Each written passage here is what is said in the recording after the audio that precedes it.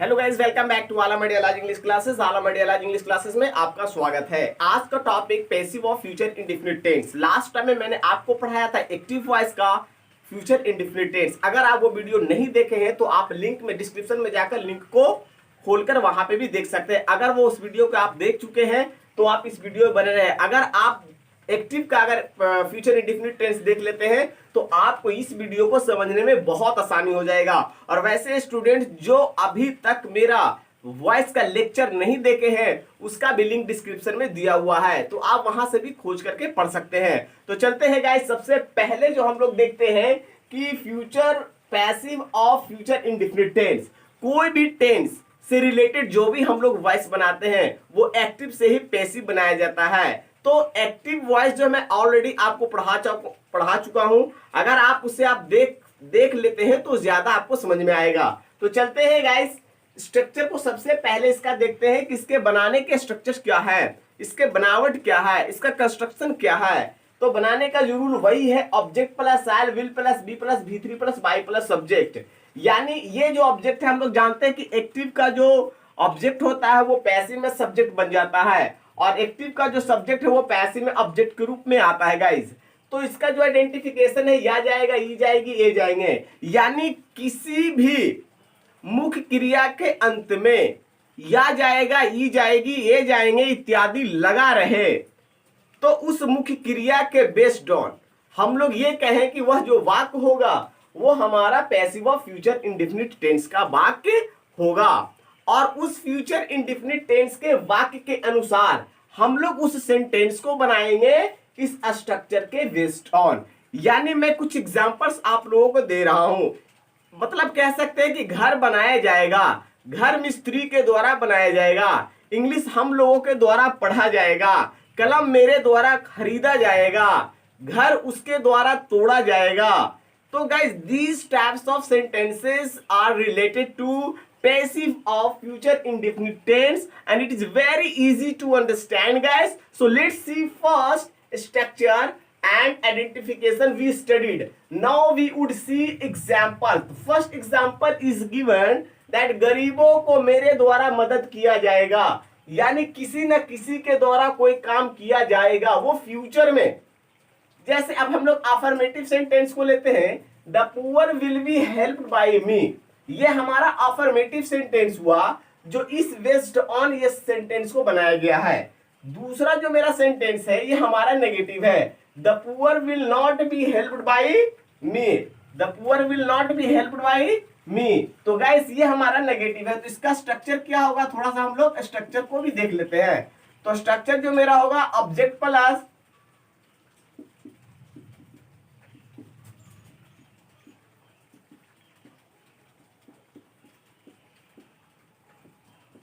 तो देख सकते हैं यहाँ पे object plus shall will plus not plus be plus V three plus by plus subject. ये नॉट जो है बी से पहले और विल के बाद, तो इस चीज को ध्यान में रखिएगा। अब हम लोग इसी सेंटेंस को, अब इस सेंटेंस को हम लोग इंट्रोगेटिव बनाते हैं। तो इंट्रोगेटिव बनाने के लिए सबसे पहले हमारा एक्सुलरी वर्ब आगे आ जाएगा, उसके बाद मेरा जो ऑब्जेक्ट है सब्जेक्ट के रूप में वो यूज करेंगे, उसके बाद ये एक्सुलरी वर्ब वी का प्रयोग करेंगे और वर्ब का थर्ड फॉर्म का यूज यहां पे करेंगे। तो ये इंट्रोगेटिव है इसलिए यहां पे हमें क्वेश्चन मार्क को देना है। अब इसका थोड़ा हम लोग स्ट्रक्चर को देखते हैं कि इंट्रोगेटिव का स्ट्रक्चर क्या होता है गाइस।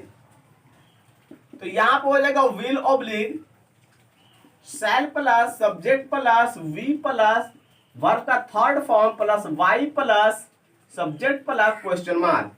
तो इस तरह से हम लोग नेगेटिव बनाए। अब हम लोग देखते हैं इंट्रोगेटिव और साथ में नेगेटिव, यानी इंट्रोगेटिव भी हो और नेगेटिव भी हो। तो वो मेरा जो सेंटेंस होगा, विल द पुअर। अब यहां पे हम लोग नॉट का प्रयोग करेंगे, not be helped by me question mark. अब इससे हम लोग क्या करेंगे कि इसका स्ट्रक्चर को देखेंगे गाइस, इसका स्ट्रक्चर क्या होता है। तो स्ट्रक्चर जो हो जाएगा will oblique shall plus subject का है, या यहाँ पे ऑब्जेक्ट भी रख सकते हैं, आप ऑब्जेक्ट भी रख सकते हैं, सब्जेक्ट भी कह सकते हैं। Object plus not plus we plus V3 plus by plus subject plus question mark. तो गाइस इस तरह से हम लोग अफर्मेटिव, नेगेटिव, इंट्रोगेटिव और इंट्रोगेटिव प्लस नेगेटिव बनाने के लिए सीखे। अब हम लोग कुछ एग्जांपल्स को लेते हैं और एग्जांपल्स को सॉल्यूशन करते हैं।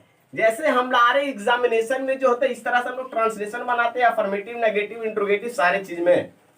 अब हमारे एग्जामिनेशंस में क्या होते हैं, एग्जामिनेशंस में चेंज इनटू पैसिव आता है कि चेंज इनटू पैसिव बनाए, यानी एक्टिव से पैसिव कैसे बनाया जाएगा।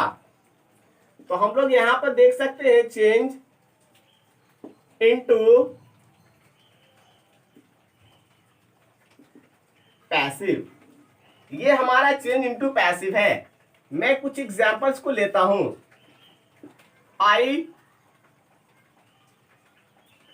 I shall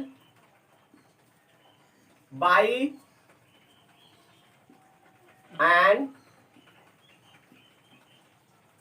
English book.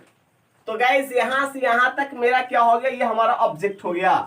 तो ये ऑब्जेक्ट इसे कैसे हम लोग बनाएंगे, तो ये हमारा यहाँ पे ये हमारा पैसिव जब इसे बनाएंगे तो ये हमारा ऑब्जेक्ट आ जाएगा सब्जेक्ट बनकर, एन इंग्लिश बुक। अब अकॉर्डिंग टू स्ट्रक्चर यहाँ पे विल का प्रयोग करेंगे और बी का प्रयोग करेंगे। वर्ब का थर्ड बाई का क्या हो जाएगा, बाउट बाई मी। अब यहाँ पे हम लोग फुल स्टॉप देंगे गाइस। तो ये हमारा अफर्मेटिव सेंटेंस हुआ। तो अफर्मेटिव का हम कैसे पैसिव चेंज करेंगे, इस तरह से करेंगे। अगर यही सेंटेंस हमारा नेगेटिव में रहा, जैसे आई shall not buy an English book, तो इसे कैसे बनाएंगे गाइस। इसे पैसिव बनाने के लिए हम लोग को क्या करना होगा, तो कुछ नहीं करना है, ये ऑब्जेक्ट का एज इट इज यहां सब्जेक्ट बन जाएगा एंड इंग्लिश बुक बिल। अब बिल के साथ फिर क्या हम लोग का प्रयोग करना है, नॉट। विल इसलिए प्रयोग हुआ क्योंकि ये हमारा सब्जेक्ट बन गया, इसलिए यहाँ पे हम विल का प्रयोग किए थे। पहले एक्टिव में क्या था, आई था, इसलिए हम लोग शैल का प्रयोग किए थे। An English book will not be bought by me. अब यहाँ पर क्या होगा, क्वेश्चन मार्क। अब इसी सेंटेंस को, इसी एक्टिव को अब हम लोग जो है इंट्रोगेटिव सेंटेंस बनाएंगे। तो इंट्रोगेटिव सेंटेंस में क्या हो जाएगा, शैल आई बाई एन इंग्लिश बुक। अब जो है गाइस यहाँ पे हम लोग क्या करेंगे, क्वेश्चन मार्क्स को देंगे। अब चलते हैं यहाँ पे इसे पैसिव को बनाते हैं। पैसिव कैसे बनेगा इसका, तो पैसिव तो इसके अनुसार ऑक्सिलरी वर्ब लगेगा, तो एन इंग्लिश इधर आएगा, तो क्या हो जाएगा,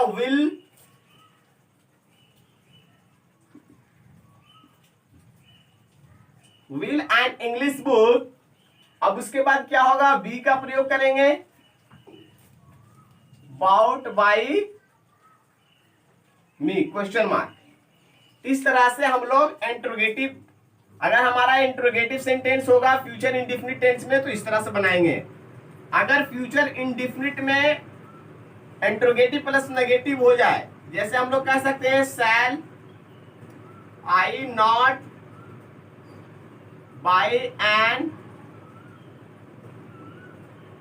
इंग्लिश बुक क्वेश्चन मार्क। तो गाइस इसे बनाना भी बहुत आसान है। पैसिव क्या करेंगे, will an English book not B bought by me question mark. इस तरह से हम लोग अगर अफर्मेटिव सेंटेंस होगा तो उसे पैसिव इस तरह से बनाएंगे। अगर हमारा फ्यूचर इंडेफिनिट टेंस का वॉइस नेगेटिव में होगा तो उसे पैसिव वर्ब इस तरह से बनाएंगे। अगर हमारा फ्यूचर इंडेफिनिट टेंस इंट्रोगेटिव में होगा तो उसे पैसिव इस तरह से बनाएंगे। अगर फ्यूचर इंडेफिनिट टेंस का active voice interrogative plus negative होगा तो उसे हम लोग इस तरह से बनाएंगे गाइस। तो इस तरह से हम लोग चेंज इनटू पैसिव एग्जामिनेशन में भी कर सकते हैं। अब हम लोग जो है एक ही सेंटेंस या अफर्मेटिव नेगेटिव सारे चीज को देखेंगे कैसे बनते हैं, कैसे बनाए जाते हैं, और कुछ ट्रांसलेशंस को देखते हैं साथ में। कुछ ट्रांसलेशन को हम लोग देखेंगे, फिर हम लोगों को समझ में आ जाएगा धीरे धीरे। तो गाइस यहाँ पे कुछ ट्रांसलेशन को हम लोग देखते हैं। मोहन को निमंत्रण किया जाएगा। मोहन को निमंत्रण किया जाएगा। अब इससे क्या हो, कैसे बनाएंगे? मोहन को निमंत्रण किया जाएगा, मोहन के किसी के द्वारा, तो मोहन विल बी इनवाइटेड। अब बाई को है नहीं तो Mohan will be invited, by को है नहीं तो यहाँ पे बाई हम नहीं भी लगा सकते हैं। लेकिन अगर मोहन यहाँ पे कर सकते हो सोहन के द्वारा, मोहन सोहन के द्वारा इनवाइट किया जाएगा तो बाई सोहन हो जाएगा। दूसरा हम लोग देख सकते हैं उसे शिक्षक के द्वारा डांटा जाएगा। तो गाइस उसे शिक्षक के द्वारा डांटा जाएगा, शिक्षक के द्वारा, तो ये बाई के बाद चला जाएगा तो क्या हो जाएगा? He will be scolded by the teacher. तो गाइस इस तरह से एक और मैं एग्जांपल्स को ले लेता हूं। पत्र